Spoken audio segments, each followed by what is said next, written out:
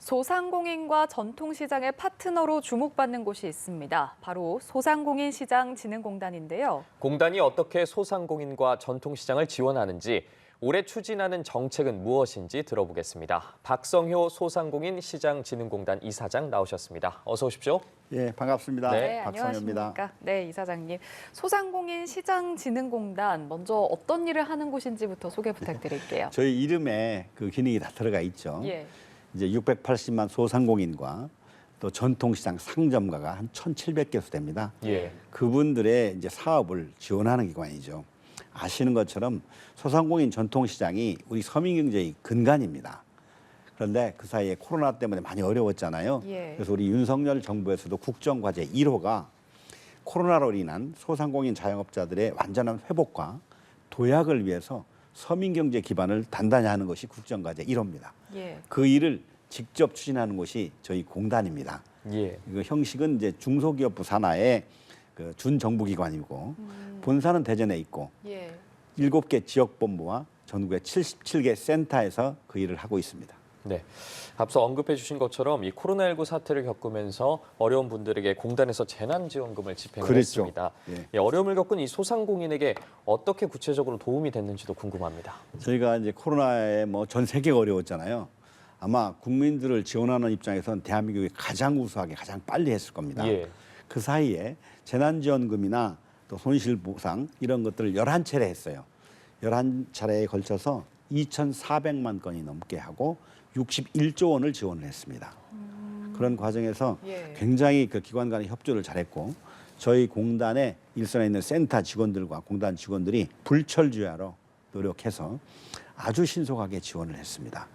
그렇지만 도움받은 분들은 당연한 걸로 생각하고 좀 부족하거나 아쉬운 분들은 굉장한 불만을 터뜨리는 바람에 일선에 있는 우리 직원들이 그 악성 민원을 처리하느라고 무척 애를 쓰고 고생을 많이 했어요. 예. 그런 아픔도 있었습니다. 예.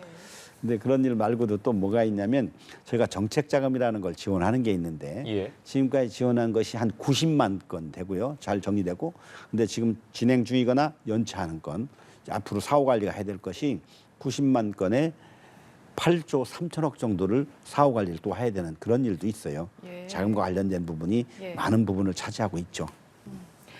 공단에서 처음으로 이제 작년에 혁신 성과 대회를 개최하셨다고 들었거든요. 네네. 이게 어떤 내용인지도 궁금하고 선정된 혁신 사례는 어떤 사례가 또 뽑혔는지도 궁금해요. 우리 공단에요. 예.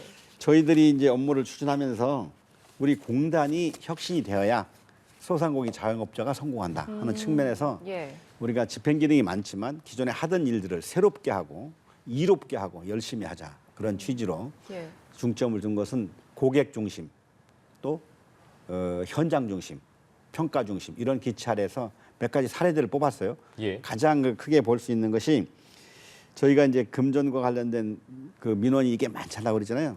그래서 손실보상 콜센터에 AI 보이스 봇을 도입했어요. 예. 그랬더니 대기 시간 관련된 민원이 굉장히 많았거든요. 예. 그 160초 걸리던 것이 5초 걸리면서 해결이 됐고 예.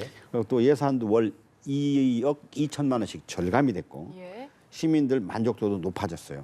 그래서 이런 것들을 아까 말씀드린 대로 사후 관리해야 될 예산이 있다고 그랬죠. 연체되는 예. 거. 거기다도 다시 도입해서 똑같은 효과를 보고 있는 게 가장 큰 성과고 일부 이제 소상공인과 관련된 증명서 띄는 것도 여러 가지로 돼 있었어요. 그런 것도 좀 통일하고 또 저희 사업이 한 4, 50개 됩니다. 신청할 때마다가 서류가 복잡한 경우가 많아서 예. 불편한 경우가 있을까 봐 그런 사업 신청과 관련된 모든 서류를 지금 점검을 해가지고 그걸 간소화하는 일 이런 일들을 지금 함께 하고 있고요. 또 정책 자금도 종류가 20개나 됐어요. 예. 그래서 하는 사람이나 그걸 이해하는 사람이 어렵잖아요. 이걸 11개인가 12개로 줄였습니다. 줄이고 또 풍수의 보험을 이제 정부가 관리하고 있는데 저희는 이제 그런 것이 안 하고 화재 공제라는 걸 하고 있어요. 전통시장에. 얼마 전에도 인천에서 불났잖아요. 예. 화재 공제 사업을 권장하고 있는데 이제는 거기에 화재 공제에 가입하면 자동적으로 풍수의 보험에 가입되도록 하는 그런 목적을 가지고 지금 제도적으로 정비해 나가고 있고요. 또 이제 고용보험도 신청을 하고 나서 다시 지자체나 공단에 그 지원금을 받는 이중 절차가 있는데 그것도 좀 일원화시키는 그런 몇 가지 업무하면서 절차나 이런 것들을 개선하면서 행정 효율을 높이고 고객들에게 편리성을 올리는 이런 쪽의 그 개혁 방안들을 지속적으로 찾아내고 있죠. 네, 혁신 사례들을 말씀을 해주셨는데 그렇다면 공단이 올해 가장 중점적으로 추진하려는 정책이 뭔지도 궁금합니다. 이제 저희가 근본적으로 할 것은 소상공인 자영업자의 쉬운 말로 돈 잘 벌게 해드리는 예. 게 목표예요. 제일 중요하죠. 제일 중요한 네. 거고. 그래서 여러 가지 기능을 해요. 그래서 그분들이 역량을 키우기 위해서는 이 디지털 역량을 키워주는 많은 일들을 해야 됩니다. 교육도 해야 되고 장비도 지원해야 되고 예. 또 연결성도 갖고 이런 일도 연결해서 하고. 근데 특별히 예년에 하지 않던 강점이 주는 사업이 한 3가지 있어서 그걸 설명드릴게요. 예. 첫째가 상생형 스마트 상점이라는 사업이 있어요. 그래서 스마트 기기를 지원해 갖고 역량들을 키우는 거죠. 그런데 대기업들을 참여시켜서 사후 관리가 잘 되게 하고 또 일정한 부분 대기업이 지원하면서 그 얻는 분의 자기 부담을 좀 줄이는 이런 효과도 있고 예. 또 이걸 하면서 설명회를 통해서 수요 조사를 한 다음에 효율성이 있도록 연계하는 그런 사업을 좀 크게 할 것이고요. 또 중요한 것은 이제 기업가형 소상공인 육성하자는 기치 프레이즈가 있습니다. 생계형이 아니라 창의적이고 이런 아이디어 있는 지금 젊은이들도 많잖아요. 그런 분들에게 기회를 줘서 이제 기업가형으로 만들어 가는데 그 중에서 일정한 부분은 이 골목 상권 이걸 키워서 정말로 소상공인 전통 시장의 시장이지만 예. 상장가도 한 권역이죠. 근데 우리 주변에 있는 골목 상권에서 정말 훌륭한 그 기업이 돌아갈 수 있도록 예. 거기 골목 상권에 상업하시는 분이나 그 주변의 주민이나 또 이걸 연결하는 투자자 또 코워하는 사람들 엮어가지고 소위 골목 상권을 활성화시키는 일이 금년에도 새롭게 해야 될 중요한 업무 중에 하나입니다. 예. 그래서 소위 이제 골목 벤처를 육성한다는 개념으로 하고 있고요. 또 그다음에 이제 등대 전통시장이라는 게 있는데 전통시장이 아무래도 디지털 이런 부분이 약하잖아요. 그래서 수도권과 지방에 한 개씩 모델 케이스로 해서 하드웨어, 소프트웨어를 전부 다를 지원해가지고 아주 성공적인 모델 케이스를 만듭니다. 예. 이걸 보고 확산해 나가는 그런 이제 선도형의 이 틀로서 등대 전통시장이라는 이름으로 지원하는 사업이 예년에 안 하던 그런 사업이에요. 예. 자, 말씀하신 대로 이제 마지막 질문을 드릴 텐데 그렇죠. 전통시장 활성화 이제 말씀하신 것처럼 정말 중요한 과제 중 하나잖아요. 네. 이를 위한 다양한 정책들이 준비가 돼 있다고 들었습니다. 네. 짧게 답변 들어볼게요. 네. 아까도 말씀드렸다시피 다양한 정책 지원을 많이 해요. 예.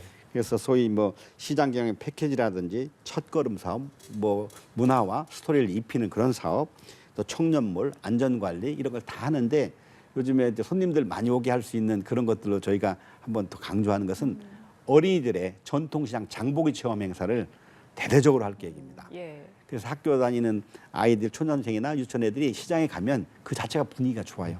경험도 하고 그걸 계기로 전통시장을 찾는 분이 많도록. 그래서 저희가 기본적인 목표는 한 10만 명쯤 이렇게 해보려고 하는 계획이고요. 예. 예. 또 이제 팔도, 장터 순회하는 열차가 있어요.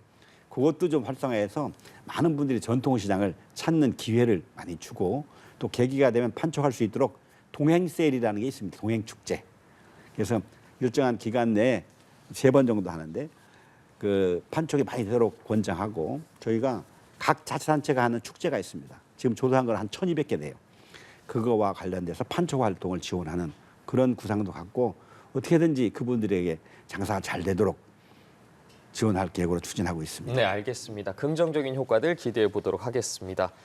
네, 지금까지 오늘 소상공인 시장진흥공단 이사장 박성유 이사장과 이야기 나눠봤습니다. 오늘 말씀 고맙습니다. 감사합니다. 고맙습니다.